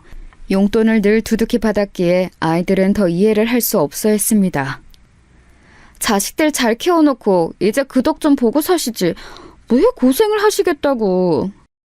큰아이가 다시 한번 말렸지만 제가 설득했어요. 길게 하는 것도 아니고 뒤에 아프신 분 돌아올 때까지 잠깐이라고 말이죠. 그렇게 경비원 일을 시작하게 되었습니다. 일은 생각보다 훨씬 할만했고 재미있었어요. 함께 일하는 다른 분들도 다들 좋으신 분들이었고 1층에서 인사를 주고받는 회사 직원분들도 다들 친절했습니다. 아우가 자기는 회사 직원을 뽑을 때 인성교육을 제일 확실하게 시킨다고 했던 게 기억이 나더군요. 여기 직원분들이 진짜 다들 친절해서 다른 곳에서 일할 때 생각하면 정말 천국 같아요. 그니까요. 막 뭐 먹으라고 가져다 주고 그런다니까요. 전에 다른 회사에서 청소할 때는 맨날 무시받고 그랬었는데. 새로운 사람들과 수다를 떨고 매일매일 출근할 곳이 있고 내가 일할 수 있다는 게 생각보다 더 큰 삶의 활력이 되더라고요. 참 즐거웠습니다. 물론 그런 회사에도 이면이 있는 듯 했지만 말입니다. 그래도 이런 회사에도 할 건 다들 하더라고요. 할 거라니요? 불륜도 하고 그래요. 아이고, 회사에서 하라는 일은 안 하고. 그러게나 말이에요. 어느 회사와는 마찬가지로 별별 일이 다 있는 듯 했습니다. 그렇게 별 대수롭지 않게 그 일을 넘겼어요. 그래선 안 됐는데 말입니다. 작은 사위에게는 제가 이 회사의 경비로 일한다는 사실을 말하지 않았거든요. 어디에 취직한 건 아는데 자세하게는 이야기하지 않았습니다. 딸아이도 굳이 말하지 않은 것 같았고요. 그래서 처음 1층에서 마주쳤을 때는 작은 사위가 굉장히 당황하는 얼굴이었어요. 그리고 아는 척을 하려고 했는데 빨리 자리를 뜨더군요. 그리고 나중에 집으로 찾아와서 그러더라고요. 회사에서는 아버님이 제 장인 어른이라는 걸 모르는 게 좋지 않을까요? 처음에는 왜 그러나 혹시 장인의 경비로 1층에서 일하는 게 부끄러워서 그런가 하는 생각이 들었습니다. 뭐 그렇대도 어쩔 수 없었지만 말입니다. 꼭 굳이 아는 척을 해야 하는 것도 아니고 또 그런 사위의 마음이 이해가 가지 않는 것도 아니었거든요. 안 그래도 제가 어디 낙하산이냐 이런 말이 팀 내부에서 말이 좀 나오긴 해서요. 장인어른까지 이 회사에서 일하시는 걸 사람들이 알게 되면 그 소문이 더 크게 날 것 같아서 부탁드리겠습니다. 그런 일이 있는 줄은 몰랐구먼. 그래. 그러면 내가 모른 척을 해야지. 당연히. 그런 이유는 상상을 하지 못했기 때문에 되려 미안한 감정이 들더군요. 그리고 둘째 사위 말대로 모른 척을 하는 게 맞겠다는 결론을 내렸습니다. 그리고 회사에서 마주쳐도 모른 척을 했어요. 작은 사위는 회사 생활을 아주 잘하고 있는 것처럼 보였습니다. 마주칠 때마다 함께 다니는 직원들과 사이도 아주 좋아 보였고 말이죠. 회사에서도 아주 잘하는 것 같더라고. 그래요? 진짜 정신을 차렸나? 이제는 믿어도 될 것 같아. 제 말에 큰딸은 여전히 의심스러운 얼굴을 하긴 했지만 저는 가까이서 보니 작은 사위가 더 신뢰가 갔습니다. 사람들에게 잘하는 모습을 보고 말이죠. 아빠가 그렇다면 그런 거겠죠. 아빠 사람 잘 보시잖아요. 그렇게 또 몇 개월이 지나고 어느새 작은 딸아이의 산달이 다가왔어요. 작은 아이는 육아휴직을 다 쓰면 회사에 다시 복귀를 할지 말지를 두고 고민을 하는 듯 보였습니다. 무조건 복귀해야지. 무슨 소리를 하는 거야. 네가 그 회사에 얼마나 힘들게 들어갔는데. 게다가 거기가 좀 좋은 회사니? 월급도 네 남편 2배 아니야. 물론 돈도 중요하긴 한데 나도 일을 다시 시작하고 싶긴 해서. 근데 뭘 망설여? 남편이 내가 집에서 애 키우면서 살림했으면 좋겠나 봐. 얼씨구, 이제 지가 돈 번다 이거지? 큰아이는 아직 작은 사위를 완전히 마음에 들어하지 않았거든요. 저는 이제 작은 사위가 펑 마음에 들었기 때문에 편을 들어줬습니다. 남자들은 그럴 수 있어. 이제 회사에서 일도 적응하고 돈을 제대로 번다는 만족감도 있고 이래저래 가장 노릇을 제대로 하고 싶나 보지. 아, 그래도 얘 보고 하고 싶은 일을 포기하라는 건 말이 안 되죠. 그거야 당연하고 민정이도 복귀는 무조건 해야 하지. 근데 마음은 이해 간단 말이야. 아버지가 애기 대신 봐줄 테니까 너는 마음 푹 놓고 복직해.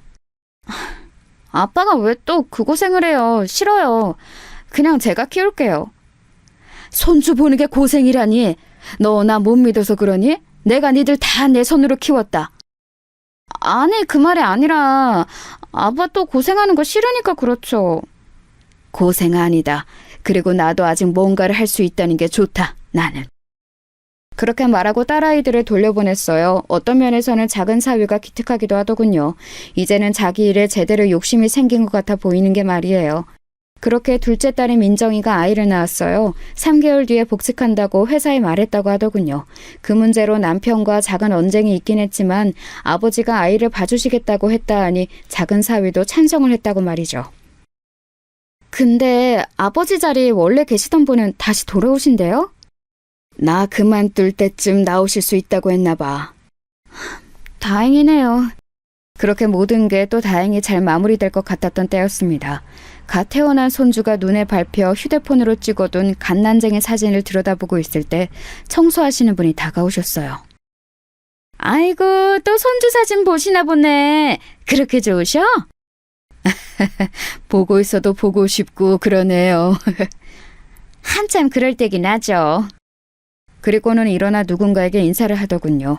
그래서 저도 시선을 들어 인사한 쪽을 바라봤습니다. 작은 사위와 함께 일하는 여자 직원으로 보이는 사람 둘이서 점심을 먹고 들어오는 듯 손에 커피를 들고 회사 안으로 들어오고 있더군요. 안녕하세요. 그래서 꾸벅 인사를 했더니 작은 사위와 그 여자 직원이 저를 향해 고개를 까딱하고는 건물 위로 올라갔습니다. 그 두 사람이 사라지고 제가 다시 휴대폰을 내려다보며 청소하시는 분께 손주 이야기를 더 하려고 고개를 들었는데 그분이 제 사위와 여자 직원이 사라진 곳을 빤히 쳐다보고 계시더군요. 왜 그러세요? 그랬더니 눈을 여전히 그곳에서 떼어내지 못한 채 앉으며 속삭이듯 말하더군요. 저 사람들이잖아요. 네? 뭐가요? 왜? 제가 전에 우리 회사에 유명한 불륜 커플이 있다고 했잖아요? 네. 그게 저 둘이에요, 저 둘. 그 말을 듣는 순간 머리를 누구한테 한 대 맞는 기분이 들었습니다. 전에 이야기했던 그 맨날 붙어먹는다는 불륜 커플이 제 사위라니요. 믿을 수가 없었습니다. 에이, 그거 확실한 거요? 제가 애써 부정하려는 듯 묻자 청소부가 단호하게 말하더군요. 저 둘 맞아요. 이미 회사에서는 아는 사람들은 다 알걸요? 그리고 저 둘이 비상구에서 쪽쪽거리는 걸 내가 봤는데? 그때부터는 사실 어떤 정신으로 거기에 앉아서 그 이야기를 듣고 있었는지 기억이 정확하게 기억이 나지 않아요. 둘 다 유부남 유부녀인데 간도 크지. 지들은 아무도 모르는 줄 알걸요? 사실 다 알고 뒤에서 수근거리는데 둘인 법인카드로 모텔도 간다고 막 직원들이 떠드는 것도 들었다니까. 이씨! 어디 가요? 그대로 회사를 나와 작은 딸을 보러 갔습니다. 왜 그랬는지는 모르겠지만 당장 딸아이의 얼굴을 봐야 할 것 같았어요. 하지만 병원에 도착해서는 병실 안으로 들어가지 못한 채 한참을 앉아 있었습니다. 그렇게 얼마간을 앉아 있었을까요? 누군가가 다가오는 느낌에 고개를 들었어요. 작은 사위더군요. 장인어른? 오셨으면 들어가 계시지. 왜 여기 이러고 계세요? 사람 좋아 보이는 얼굴을 하고 저에게 와서 넉살 좋게 이야기를 하는 사위의 얼굴을 보니 제가 낮에 들었던 이야기가 현실이 맞는지 모르겠더군요. 그래서 생각했습니다. 내 눈으로 확인할 때까지 믿을 수 없다고 말이죠. 그래, 들어가지. 병실에 함께 들어가 작은 사위가 딸아이에게 하는 행동을 유심히 봤어요. 하지만 정말 다정한 남편이었습니다. 자기의 아이를 보고 활짝 웃는 모습도 말이죠. 그래. 아니야. 아니겠지. 아빠 뭐가? 뭐가 아니야? 아무것도 아니야. 그렇게 오늘 들었던 이야기를 애써 부정하며 집으로 돌아갔어요. 아이고, 이씨 얼굴이 왜 이래? 한숨도 못 잔 사람 마냥. 어제도 갑자기 그러고 나가서 연락도 안 돼서 걱정 많이 했어. 아유, 죄송합니다. 몸이 좀 안 좋아서. 뭘 죄송하기까지. 그럴 수도 있지. 우리 나이에는 진짜 건강 잘 챙겨야 해. 진짜 큰일 나. 그래야 하죠. 그렇게 일을 하는 동 마는 동 집중을 제대로 하지 못한 채 점심시간이 됐습니다. 로비로 나오는 사위와 어제 봤던 그 여직원이 보였어요. 아이고, 저 둘은 또 붙어 다니네 그려. 저도 어제 들었는데 저 둘이 유명해요? 아마 자기들만 모를걸. 모두가 다 자기들 부른 이야기들 떠들고 있다는 거. 진짜 확실한 거 맞대요? 목격한 사람만 얼만데. 아마 조만간 큰일 치르지 싶어. 저렇게 조심성이 없어서 원. 저 병원 좀 다녀올게요. 아이고, 안색이 많이 안 좋네. 얼른 갔다 와. 로비를 벗어나는 두 사람을 무작정 따라 나섰어요. 아니겠지. 아니어야만 돼. 작은 딸아이가 이제 막 해산을 해서 병원에 누워있는데 이 현실을 정말 받아들이고 싶지 않았습니다. 어딘가 오해가 있는 거라고, 회사 사람들이 다들 착각을 하고 있는 거라고 그렇게 다독이며 그 둘의 뒤를 밟았어요. 그리고 마지막 제 그 기대는 정말 무참히 짓밟혔습니다. 두 사람은 주위를 두리번거리더니 손을 잡고서는 회사 근처의 한 모텔로 들어갔어요. 다정히 모텔 안으로 들어가는 두 사람의 모습을 보자마자 그 자리에 우뚝 멈춰 섰습니다. 그리고 다리에 힘이 풀려 주저앉았어요. 이 현실이 정말 믿기지 않았습니다. 그렇게 그 자리에서 앉아서 작은 딸아이 생각에 눈물만 흘리고 있을 때 얼마의 시간이 지났는지 더 다정한 모습으로 그 모텔을 나오는 두 사람을 봤습니다. 그때 제 머릿속에 불꽃이 번쩍이는 듯 했어요. 그리고 정신이 확 차려졌습니다. 내 이 개자식을 가만두나 봐라. 이가 갈렸습니다. 이제 정신을 차렸고 철이 들었다며 칭찬했던 과거의 제 자신에게 돌을 던지고 싶었어요. 가만두지 않겠다고 다짐은 했지만 이제 막 해산한 작은 딸아이가 이 소식을 들으면 얼마나 충격일지 걱정이 되어 그날 저녁에는 잠도 오질 않더군요. 그래서 큰 딸아이에게 먼저 이야기를 하고 의견을 물어보기로 했습니다. 이 처죽일 새끼! 내가 사람 고쳐 쓰는 거 아니랬지? 내가 당장 죽여버릴 거야! 당장이라도 머리채를 잡으러 갈 듯 일어서는 큰딸을 잡아다 앉혔습니다. 민정이 이제 막 몸 풀었는데 민정이가 받을 충격도 생각해야지. 큰아이가 그제야 아차하는 얼굴로 털썩 앉더군요. 그리고 눈물을 흘리기 시작했습니다. 민정이 불쌍해서 어떡해. 내 동생 불쌍해서 어떡해. 불쌍할 거 없다. 그런 나쁜 놈이랑 빨리 갈라서고 새 인생 살면 돼. 우리 민정이가 뭐가 부족해서. 큰아이는 한동안 앉아서 한참을 울었어요. 저도 눈물이 났습니다. 그래도 이렇게 모른 척 넘어갈 수는 없는 일이에요. 그거야 당연하지. 제가 민정이랑 이야기해 볼게요. 괜찮겠니? 흥분 안 하고 차분히 잘 이야기할게요. 민정이가 최대한 상처받지 않게. 그렇게 말하고는 돌아갔습니다. 그리고 며칠 뒤 큰아이에게서 연락이 왔어요. 동생에게 잘 말했다더군요. 처음에는 믿고 싶지 않아 했답니다. 왜 아니겠어요. 그래서 아니라고, 언니나 아빠가 잘못 알고 있는 거라고. 그러다 문득 요즘 이상하게 행동했던 부분들이 불현듯 떠올랐다 하더군요. 휴대폰 전화를 자기가 없는 곳에서 받는다든지 부쩍 늘어난 출장 같은 것들 말입니다. 이상하다 생각했지만 별 생각 없이 넘겼던 일들이 다르게 생각하니 다 그것 때문이었던 것 같다고 말이죠. 그리고 더 이상 남편의 얼굴을 보기 싫어. 이유는 감기가 걸렸다고 옮는다고 조리원엔 당분간 오지 말라고 그랬다더군요. 그랬더니 거절도 한번 하지 않고 바로 알겠다고 하는 걸 듣고는 너무 화가 나서 울었다고 말이죠. 자기는 이제 더 이상 그 사람 꼴도 보기 싫으니 언니나 아빠가 다 알아서 하라고 이야기했다는 말을 전해 들었습니다. 그리고는 울면서 그때 언니와 아빠의 말을 들었어야 했다고 후회했다고 하더군요. 결혼 생활 내내 왜 그러고 살았나 후회하면서 말이죠. 언제나 자기가 더 좋아해서 언제나 자신의 약자였다고요. 그 이야기를 듣는데 정말 눈물이 났습니다. 동시에 화가 치밀어 올랐어요. 평생을 후회하게 만들어줘야겠다는 생각이 들었습니다. 반드시 그렇게 만들고야 말겠다고 말이죠. 다음 날 작정을 하고 회사를 출근했어요. 이씨, 오늘 어딘가 비장해 보이는데? 그래요? 그니까 오늘 분위기가 어딘가 다른 것 같은데? 무슨 일 있어요? 없어요.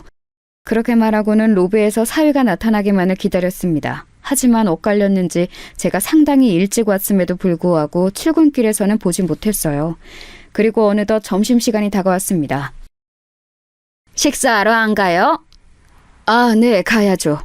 하면서 아직 나타나지 않은 사위를 기다리는데 마침 엘리베이터에서 내리더군요. 마찬가지로 옆에는 그 여자 직원과 함께 말이죠. 아이고, 저 양반은 저렇게 티를 내고 다녔어야 우원. 그런 이야기를 들으며 자리에서 벌떡 일어났습니다. 그리고 사위 쪽을 향해 소리쳤어요. 아이고, 박서방! 회사에서 보니 반갑네. 제 그 인사에 둘째 사위가 눈을 동그랗게 뜨고서는 저를 바라보더군요. 그리고는 당황한 듯 주변을 두리번거리더니 서둘러 그 여직원과 밖으로 나갔습니다. 그 모습을 보던 동료 경비원이 지금 뭐하냐는 듯한 얼굴로 저를 바라봤어요. 박서방이라니 그게 무슨... 둘째 사위예요. 제 그 답에 동료 직원분의 눈이 더 이상 커질 수 없게 커지더군요. 저에게 둘째 사위 불륜 어쩌고 하는 이야기를 다 했으니 놀랄만도 했겠죠. 아이고, 나는 그것도 모르고 아우, 괜한 소리를 늙어서 주책을 부렸구먼. 괜찮습니다. 알아야 할 일이었는데요. 저 망할 놈의 자식 가만히 안 두려고요. 저의 그 말에도 동료분은 자신을 계속 자책하듯 미안하다는 말만 반복하시더군요. 그래서 정말 괜찮다고 수십 번 말해줬습니다. 그리고 곧 사위에게 전화가 왔어요. 무표정한 얼굴로 받았습니다. 장인어른, 대체 왜 그러신 거예요? 내가 뭐? 회사에서는 모른 척 해달라고 분명히 부탁드렸었잖아요. 나도 모르게 반가워서 그랬나 보네. 미안하네. 진짜 조심해 주세요. 같이 있던 직원한테 그냥 둘러댔으니까 앞으로는 꼭이요. 그래. 하지만 저는 전혀 그럴 마음이 없었습니다. 사위는 이번에는 다른 직원들과 여럿이 어딜 가는 듯 우르르 로비로 내려왔어요. 그리고는 저를 슬쩍 보고는 가더군요. 그 모습을 보고 다시 한번 벌떡 일어났습니다. 그리고는 사위를 향해 소리쳤어요. 아이고, 박서방! 지금 퇴근하나? 민정이 병원에는 오늘은 가나? 분명히 낮에는 이제 아는 척하지 않겠다고 해놓고 다시 이러니 저 양반이 노망났나 하는 얼굴로 저를 바라보더군요. 그리고는 무슨 일인지 수근거리는 주위 직원들을 보고 얼굴이 벌개지더군요. 욱한 듯 화를 참지 못하는 얼굴로 저벅저벅 저에게 다가왔습니다. 진짜 왜 이러세요? 내가 뭐? 아무렇지 않은 얼굴로 내가 무슨 잘못을 했는지 모르겠다는 듯 대답했어요. 그랬더니 화가 많이 난 듯 보이더라고요. 노망 나셨어요? 내가 내 사위한테 박서방이라고 그러니까 뭐? 아는 척할 수도 있지. 제가 일부러 그렇게 큰 소리로 말하니 그 자식은 더 부끄러운 듯 자기 얼굴을 감싸주더니 뒤를 흘낏 보며 눈치를 다시 한번 보더군요. 그 사이에는 바람난 그 여직원도 함께 있었습니다. 아는 척하지 마세요. 쪽팔린다고요. 이렇게 직접적으로 말을 해야 알아들으시겠어요? 진짜 왜 이러세요? 네? 원래 본인의 성질을 참지 못하고 험악한 얼굴로 저에게 그렇게 소리 지르더군요. 그 모습을 옆에서 가만히 보고 있던 동료 경비원이 사위의 행동을 더 이상 참지 못한 듯 벌떡 일어났습니다. 사위가 장인에게 할 말이 있고 못할 말이 있지. 자네 지금 뭐 하나? 요즘 젊은 것들은 하여간. 그 경비원의 말을 듣고는 사위는 눈이 돌아갈 듯 보였습니다. 이 아저씨도 노망이 났나? 지금 1층에서 경비나 보는 주제에 이 회사 정직원한테 이래라 저래라를 해? 주제도 모르고? 단체로 미쳤어? 그러면서 동료 경비원분 어깨를 툭 치길래 화가 나서 더 이상 참을 수가 없었습니다. 저놈의 버르장머리를 제대로 응징해줘야 하겠다는 생각밖에 들지 않았어요. 자네 당장 나 따라와.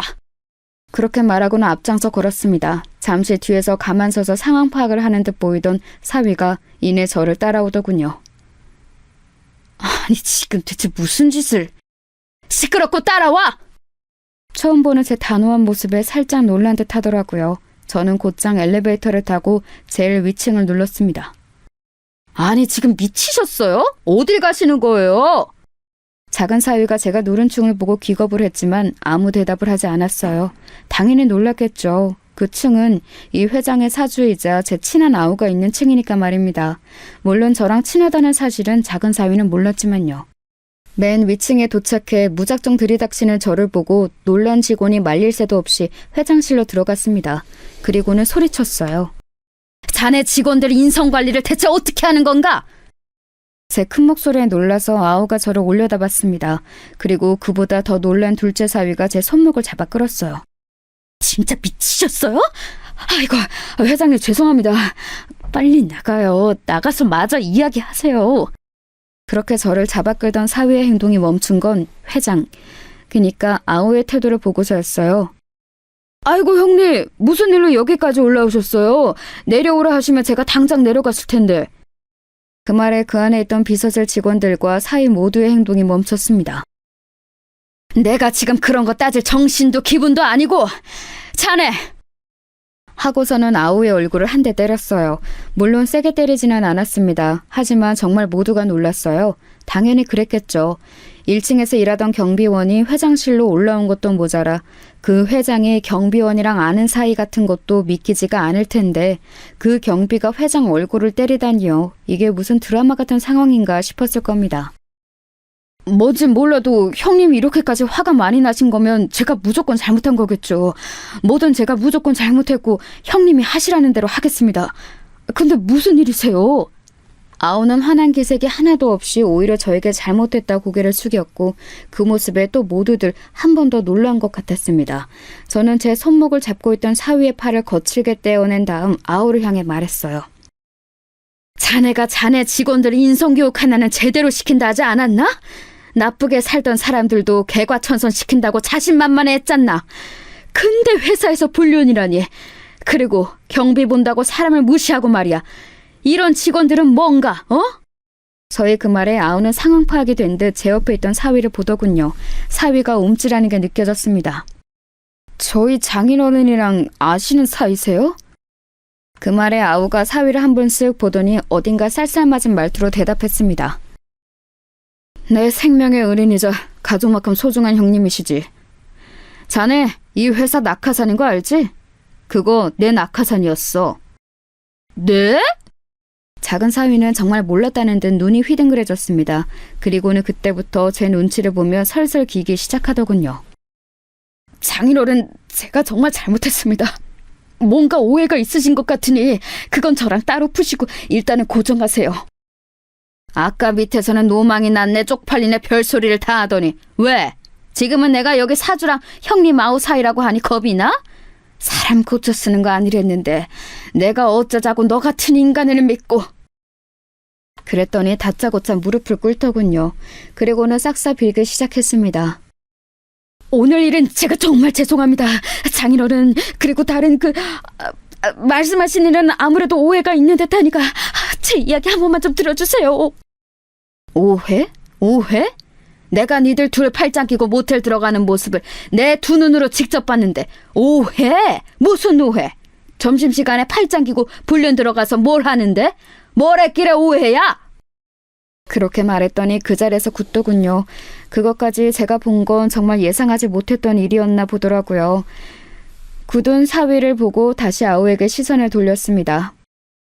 직원들의 인성교육 하나는 자신 있다더니 사내에서 모르는 사람 없이 파다하게 소문날 만큼 불륜이나 하고 있는 것들이 있고 그것도 엊그제 해산한 마누라 두고 말이야. 자네도 내가 앞으로 어떻게 하는지 보겠네.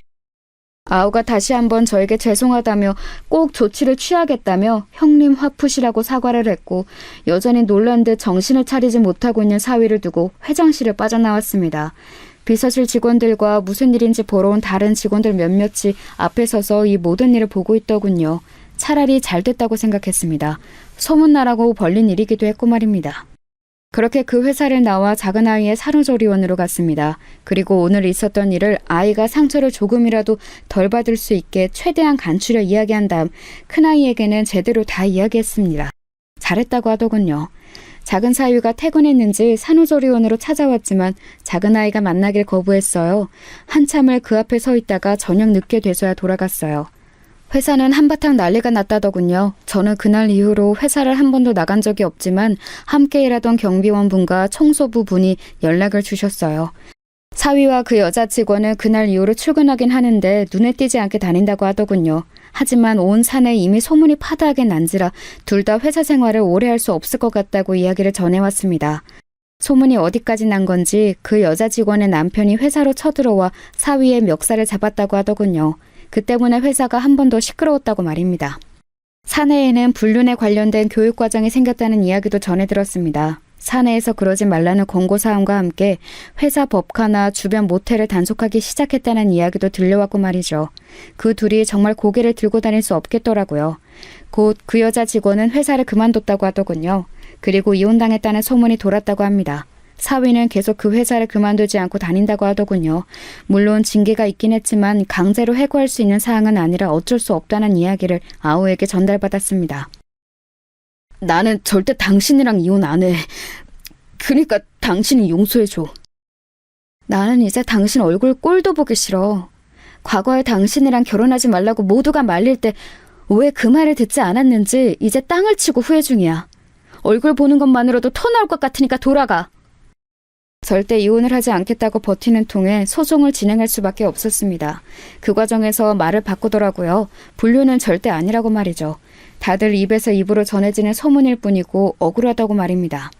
하지만 너무 대놓고 그러고 다녔기 때문에 사내에는 그 두 사람의 불륜을 모르는 사람이 없었고 그 덕에 목격담이나 증인들도 넘쳐났어요. 그래서 작은 사위의 그 주장은 받아들여지지 않았습니다. 지리한 소송의 결과는 저희의 승리였어요. 뭐 당연한 결과였죠. 양육권은 물론 위자료까지 다 받아냈습니다. 그리고 이혼이 성립이 되었어요. 정말 이렇게까지 해야겠어? 장인어른 이렇게까지 하셔야겠어요?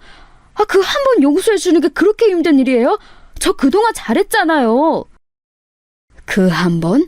자기 마누라 애 가진 동안에 장인어른이 소개해준 회사에서 여자랑 붙어먹은 게 한 번 용서해 줄 일이야?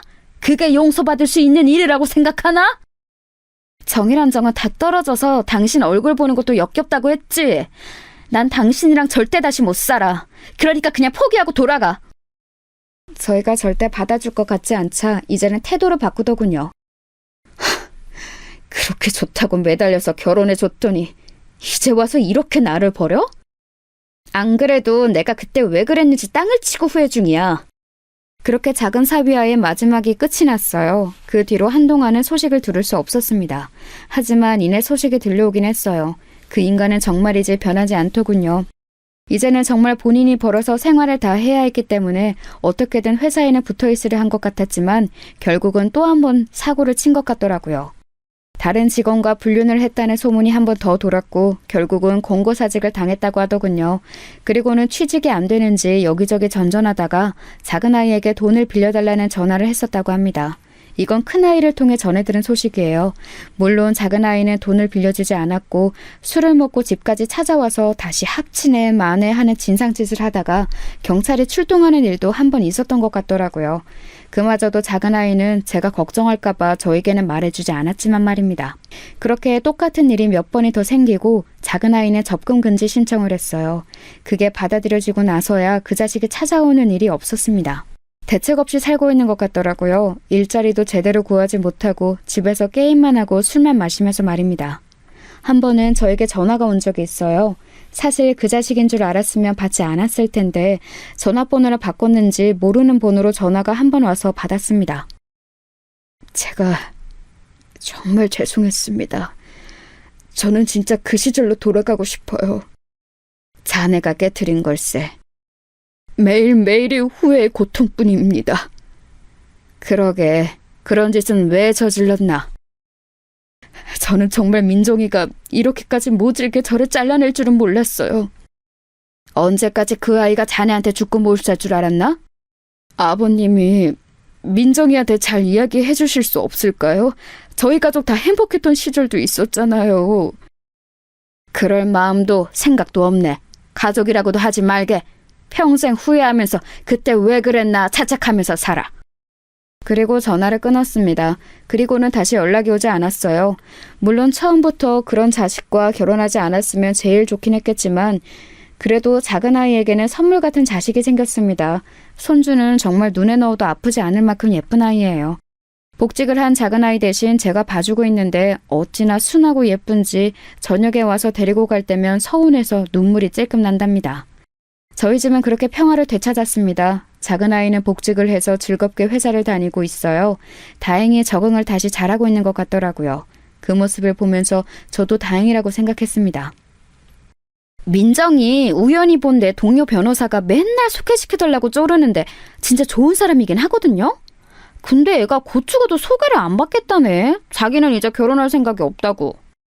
그 일이 있은 지 몇 년이나 지났다고. 아직 상처 아물려면 멀었으니까 너도 싫다는 애한테 여러 말 하지 말거라. 아니, 그래도 너무 좋은 사람이니까 그렇지. 하며 푸념하는 큰아이에게 그러지 말라 당부했지만 정말 아까웠는지 작은아이 몰래 자리를 맡는 것 같더라고요. 다행인지 마음이 맞아 요즘은 데이트도 하고 있는 것 같았습니다. 동네 아우이자 그 회사 사주인 친구와도 잘 지내고 있어요. 사실 그날 얼굴을 때린 걸 바로 저녁에 사과했었습니다. 내가 감정을 못 이기고 그만. 미안하네. 아닙니다, 형님. 충분히 화가 나실 만한 일이죠. 그렇게 잘 해결됐어요. 이제는 그 아우도 회사를 자식에게 물려주고 뒷방 늙은이 신세가 됐다며 하루가 멀다 하고 저희 집에 놀러를 오는 통에 제가 지겨울 정도입니다. 지금에 와서 돌이켜보면 그 모든 일이 없었던 일같이 느껴질 만큼 아득하기도 해요. 물론 가족 전체에게 상처를 준 일이지만 저희는 잘 극복했고 극복해 나가고 있으니까 말입니다. 지금 내가 누리고 가지고 있는 것을 당연하다 생각하고 주변 사람들에게 상처를 주는 일을 하면 언젠가 뼈저리게 후회할 날이 온다는 것. 그게 교훈으로 남은 일이었어요. 물론 저희 집 식구들 중에서는 그 자식 같은 나쁜 자식은 없지만 말입니다. 이 사연을 듣고 계시는 여러분들도 지금 현실에 있는 내 친구와 가족을 당연한 거로 생각하고 실수하는 일이 없으셨으면 합니다. 잃어보면 그게 얼마나 소중한지 뼈저리게 깨닫게 되니까요. 그리고 모든 건 그 전으로 되돌릴 수 없다는 사실도 말입니다. 긴 이야기 들어주셔서 감사합니다. 오늘 하루도 평안한 하루 되세요.